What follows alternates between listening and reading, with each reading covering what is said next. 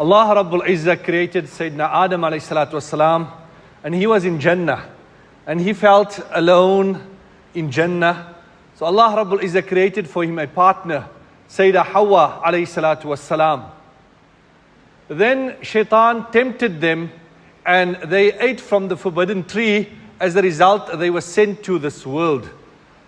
Sayyidah Hawa came down in Jeddah, and Sayyidina Adam alayhi salatu wasalam came down somewhere in the Indian subcontinent, and they met at Arafat.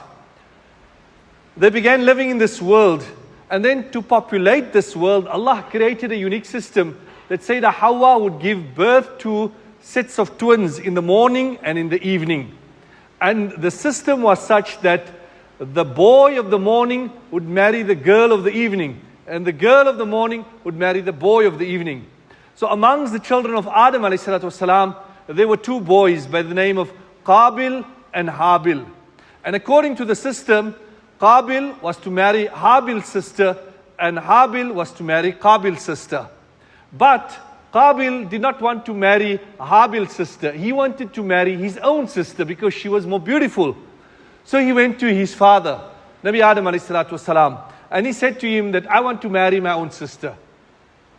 So Nabi Adam alayhi salatu wasalam said that if this is what you want to do, then you should present a sacrifice to Allah, both of you, and see whose sacrifice is accepted, and the ones whose sacrifice is accepted can marry the more beautiful one of the two girls. So Allah Rabbul Izzah makes reference to this in Surah Ma'idah, in which Allah says, وَاتْلُ عَلَيْهِمْ نَبَأَ بَنَيْ آدَمَ بِالْحَقِّ. Relate to them the story of the two sons of Adam alayhi salatu wasalam. إِذْ قَرَّبَا قُرْبَانًا فَتُقُبِّلَ مِنْ أَحَدِهِمَا. When they presented their sacrifice. So what did Habil present? He was a sheep farmer. So he presented the best ram that he had. On the other hand, Qabil, he was a wheat farmer. So he brought some, leftover dried wheat, and he presented that. They both presented their sacrifice. The sacrifice of Habil was accepted, and the sacrifice of Qabil was not accepted. He was infuriated by this, and he turned to his brother and he said, لَأَقْتُلَنَّكَ, I'm going to kill you. So his brother Habil said to him, إِنَّمَا يَتَقَبَّلُ اللَّهُ مِنَ الْمُتَّقِينَ. It's not my fault, Allah accepts from those who are pious.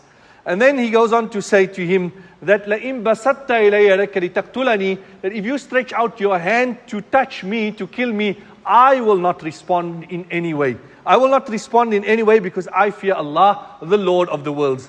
Anyway, what then goes ahead? Qabil goes ahead, فَطَوَّعَتْ لَهُ نَفْسُهُ فَقَتَلَ أَخِيهِ. He kills his brother. How does he kill him? He either strikes him with an iron rod, or he drops a boulder on him, or he strangles him to death. After strangling him to death, now he's left with the corpse of his brother. And he doesn't know what to do. What should he do next? So Allah Rabbul Izzah sends two crows. And the two crows fight, and the one crow kills the other crow. And then after killing the crow, the crow then digs a hole and buries the other crow.